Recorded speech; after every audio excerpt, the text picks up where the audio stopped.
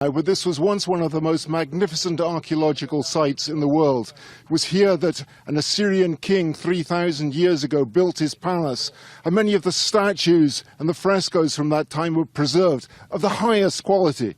But all of it destroyed in an act of wanton barbarity, the likes of which has rarely been seen in our time, or in any other time for that matter. ISIS reveled in what it called the destruction of idolatrous images, filming themselves smashing some of the finest artwork left to us from antiquity. The Iraqi army is celebrating the defeat of ISIS at Nimrud, but the damage here is irreversible. The place was completely destroyed. The Islamic State group is destroying our heritage and fighting against humanity. The destruction is even worse than that inflicted by ISIS on the archaeological site at Palmyra in Syria. You can just make out here, amongst all this destruction, one of the stone carvings for which this Nimrud site was most famous, the bull with a human head and wings.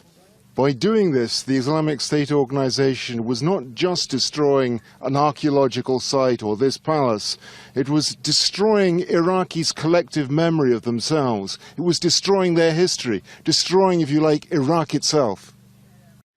At the beginning of the battle for Mosul, after weeks of buildup, Iraqi military commanders were confident.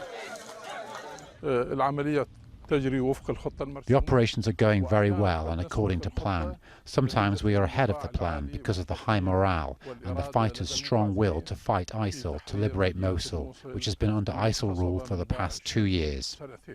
1 month later, the optimism is still apparent, even as the tone has grown more cautious.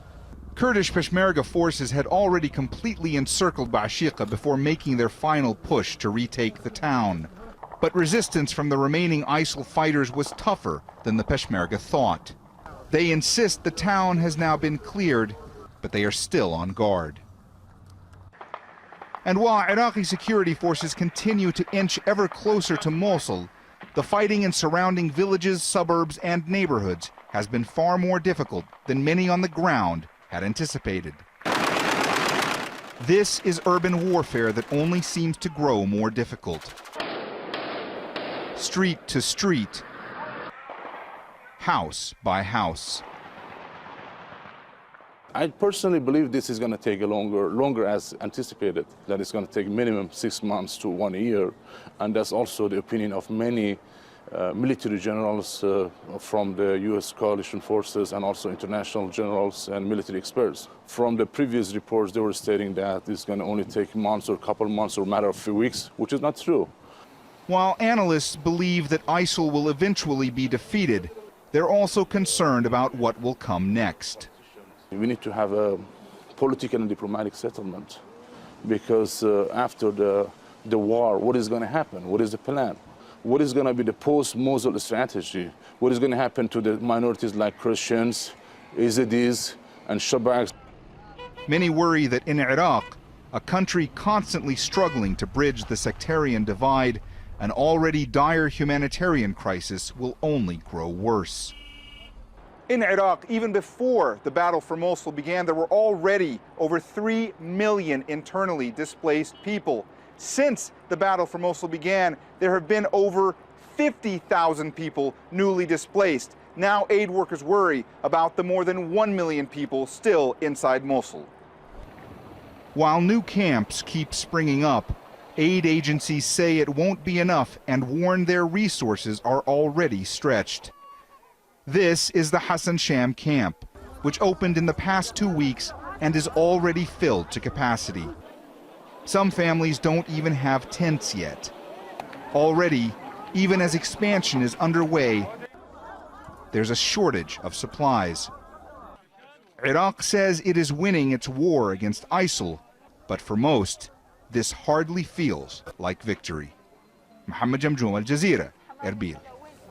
The idea of robots who can kill humans on their own has been a science fiction staple for decades. Think Terminator. But now, there are a lot of educated people who say it's not just fantasy anymore.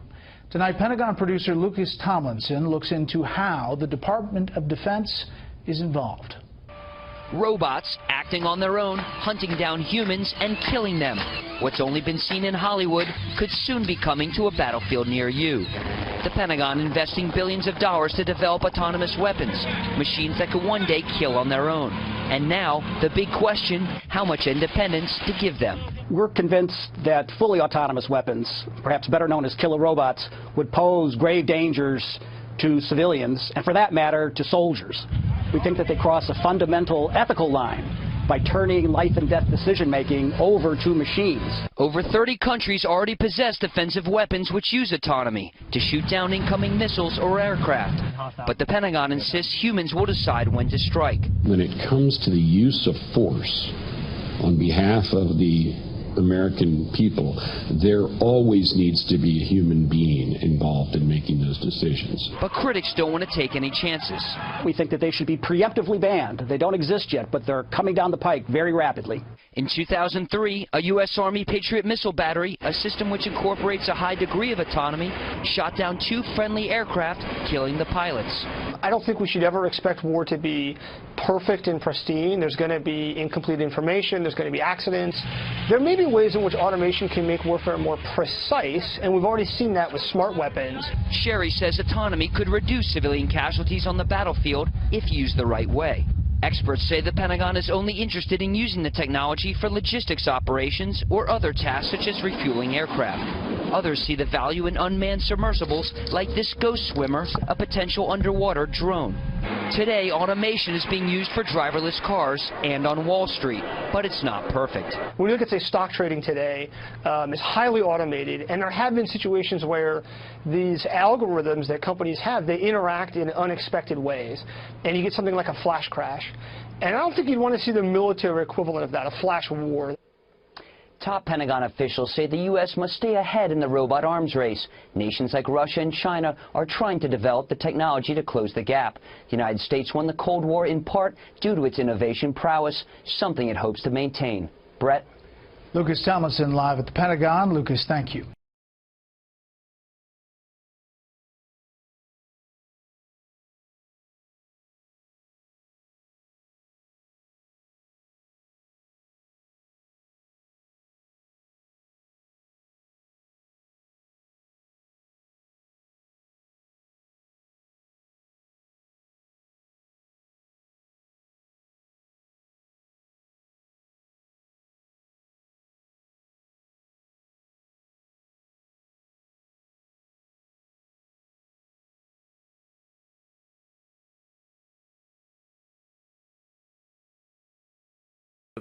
لا بد من الانطلاق بداية من مفارقة غريبة، فسيادة بلدين تنتهك بوضوح ولا أحد في العالم يعترض، لا بل أن أشتون كارتر وزير الدفاع الأمريكي يعلن أكثر من مرة تفهم واشنطن لتوجه أنقرة في كل من العراق وسوريا. عندما تقترب قوات الحشد الشعبي من السيطرة على تل عفر، فهذا يحدث قلقا كبيرا لدى تركيا ولدى أمريكا في الأساس. فواشنطن لطالما ضغطت على بغداد كي تسمح لأنقرة بالمشاركة في معركة الموصل وتمنع قوات الحشد عن التقدم نحو تل عفر. خذلت بغداد تركيا وأمريكا معا، ومضت قوات الحشد الشعبي في حجز موقع مهم لها في الميدان والسياسة العراقية، ومهددة في طريقها المشروع التركي القائم على شقين. الأول يتعلق بالهدف التركي القاضي بشطب الهوية الكردية في سوريا وتأمين النفوذ التركي في الشمال السوري، والثاني السعي التركي إلى محاولة ضم الموصل أو على الأقل الحصول على امتيازات فيها بهدف محاصرة كردستان العراق من الشمال والغرب، بما ينذر باندلاع حروب تركية كردية عراقية في المستقبل. إنهما في الواقع مشروعان متناقضان، فاستراتيجية الحشد الشعبي قائمة على القضاء على داعش وليس فقط طرده، وهي استراتيجية تخالف توجه كل من تركيا والتحالف الدولي. وهنا تحديدا لب الموضوع، في ظل رصد اتصالات لقيادات في داعش تتحدث اللغة التركية داخل مطار تل عفر. كل خطوط التماس هذه تفرض التساؤلات التالية: كيف ستتحرك تركيا إذا ما دخلت قوات الحشد الشعبي تل عفر؟ هل سنكون أمام مواجهة مباشرة بين تركيا والعراق ومن خلفه إيران التي تدعم قوات الحشد في ظل الإصرار التركي على المشاركة في معركة الموصل؟ وهل ستنجح قوات الحشد في إحراق ورقة داعش التي تحرص أمريكا وتركيا على إبقائها حاضرة على الطاولة لاستنزاف المحور المقابل؟ الواضح أن تركيا تظهر استعدادا لانخراط أعمق في المشهد الملبد بين سوريا والعراق وبأساليب حادة، ولا بأس في البحث في هذا الوقت عن المزيد من مظلات الحماية. فها هو التطبيع التركي الإسرائيلي ينتعش، وأردوغان في مقدم المهنئين بانتخاب رئيس أمريكا الجدلي. Has the president of the Kurdish region of northern Iraq just declared his intent to break away from the Iraqi federal government? In a speech to Kurdish Peshmerga frontline fighters on the outskirts of Mosul in Bashika, he presented what some analysts say is a clear indication of what happens after ISIL is defeated. We have an agreement with the U.S., namely an agreement between the Peshmerga and the Pentagon on one hand, and between the Peshmerga and the Iraqi government on the other hand. The agreement requires that the line of defense should not be touched before liberating Mosul. Barzani has previously suggested that the Mosul offensive was to be Iraqi-led. This time he seems to be going farther. Independence is the natural right of our people, and we will never give up such a right under any condition. And we have discussed this matter clearly and openly with Baghdad, which gave us a positive response. And if we have not managed to build a true partnership, come on and let's build a real neighborhood, as we do not need to go into another round of war and bloodshed. Baghdad has reacted with the Prime Minister's office saying there is no new agreement. This Kurdish affairs analyst says pushing for independence could destabilize the whole region.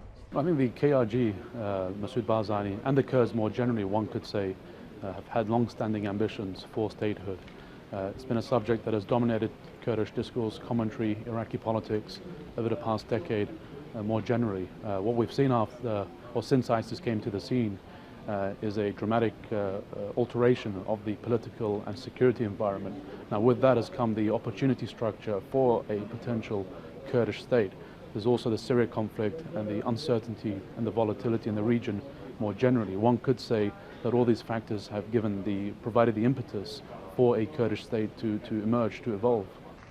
Kurdish statehood has gained support in the last 2 years since ISIL took over large areas of Iraqi territory, but it may be more of a political dream than practical reality. The Kurds are a minority group in 4 countries: Iraq, Iran, Turkey and Syria. The governments of all 4 countries have long quashed hopes of a greater Kurdistan. By pushing for a Kurdish state in Iraq, Barzani is once again playing to his domestic audience and nationalistic pride. Imran Khan, Al Jazeera.